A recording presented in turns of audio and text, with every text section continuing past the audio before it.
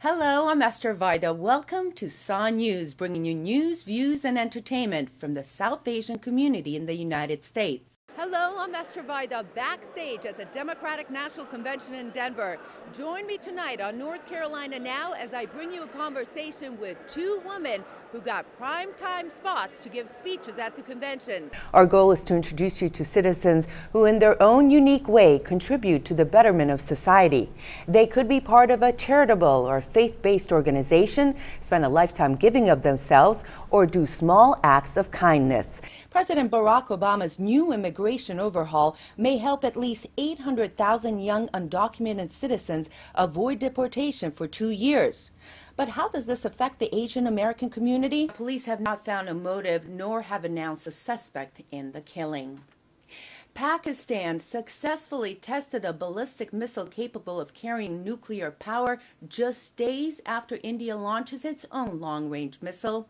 Americans of Indian descent have won the bee 5 times in a row and in 10 of the last 14 years. Alcoa has applied for a new 50-year license from FERC. The state has intervened, citing Alcoa's alleged mismanagement of the environment, its resources, and loss of jobs. Alcoa is fighting back. According to an email acquired by the Associated Press, a UN mine removal expert says there are unexploded cluster munitions in northern Sri Lanka, possibly responsible for the death of a boy. Consider this, in the 1960s, most of its citizens were illiterate. Today, Singaporean students rank first in international math and science competitions. So how did this tiny Asian nation become such a powerhouse? Before landing here at Port-au-Prince, the plane had to circle around 3 times. That's because there's only one runway here. And imagine this, there's dozens of countries trying to land and help. There's also nonprofit organizations. This is one of the biggest problems the Air Force had in trying to get personnel and equipment here to Haiti. Singapore's labor force has gone through a drastic transformation in the past 45 years. From the 60s, when most of the people were working in the garment and textile industries, to today, where there's a large pool of people working in the biotech, IT, and banking industries. How did it happen? Government officials say it's a carefully orchestrated plan. Technology is changing at a fast pace, not only in Singapore, but also around the world. That's why educators are constantly trying to find new ways to engage students. This model home is an example of how students can keep in touch with teachers all day long and continue learning even outside of the classroom. Standing in the heart of Bangalore, down the road is Dell, IBM, Microsoft, and many other big companies. This area is known as the Silicon Valley of Asia.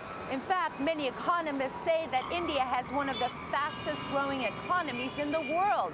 So why are these companies setting up shop in India? Something that struck me when we were talking on the phone, that's why part of the reason that I for this trash can, not just an ordinary trash can, but it's, you know, it's kind of a fashionable trash can. And you said that another thing that's really important for these families are pretty things to decorate. Absolutely. We have what we call the market. Do families or people ever come back to you after years? Are there any success stories, tangible, in terms of, you know, now they've got their basics, are they able to move ahead in life? Absolutely. Besides supplementing some of the shortfalls in the school system, how else have you seen the Y evolve over the past few years? It's fascinating that the YMCA in the Merrimack Valley is the 110th largest out of 965 YMCAs in the country. Right. That's pretty amazing. There's a lot of Ys across the country. That's 965. part of it. It actually plays out to be about 50. Ask you about the budget you signed.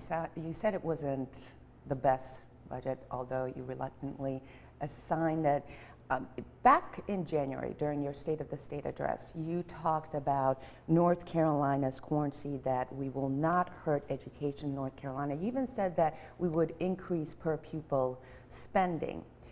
This budget makes significant cuts to education. Do you think this will hurt or change the education here in North Carolina?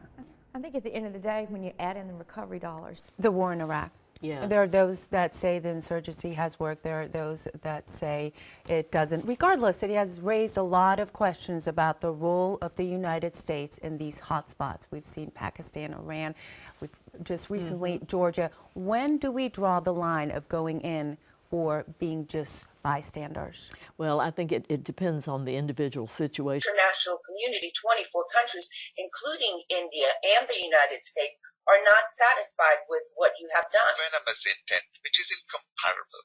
We are not seeing them being so active against Are they wrong?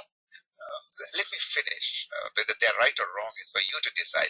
For people watching across the state who may never have visited downtown Raleigh, I want to give them a perspective of where this event is taking place. In a one-block radius of this event, we've got the General Assembly, and they're reconvening on January 28th.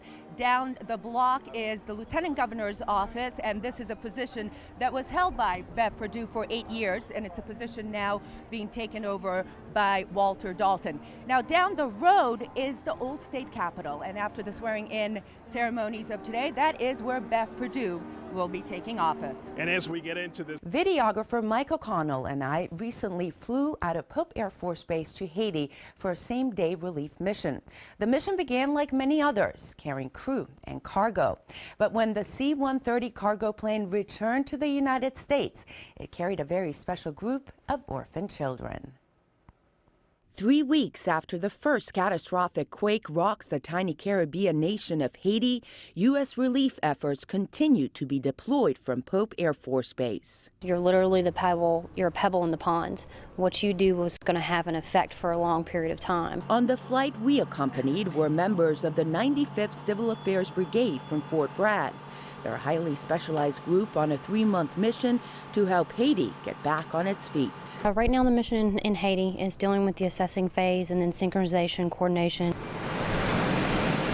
Our end state and our end goal is to have a country sustainable, to sustain itself so that eventually they don't need us, they don't need any other type of foreign military or hopefully any other type of foreign aid. You want to get them up on their feet. The plane is cold, noisy, and there's not a lot of wiggle room. Some of the crew try to catch up on sleep. As we approach the capital of Haiti, Port-au-Prince, next to our craft, there are half a dozen other planes flying in the same direction. In the water, countless relief ships approach the port, including the USS Comfort. We circle around 3 times for about 20 minutes before we're given the okay to land. Those on prior flights say initially the wait was much longer. Once on the ground, the crew moves quickly into action, unloading the equipment and supplies.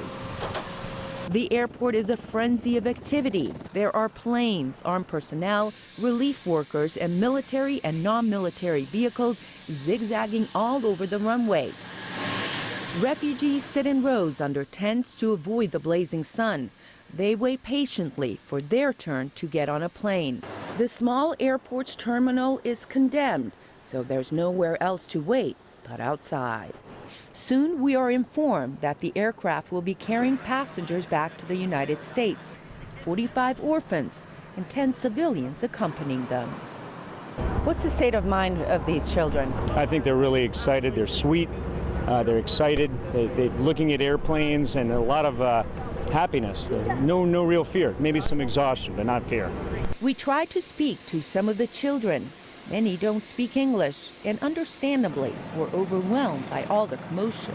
My name is Fabrice Laflamme. And where are you from? Fabrice Laflamme.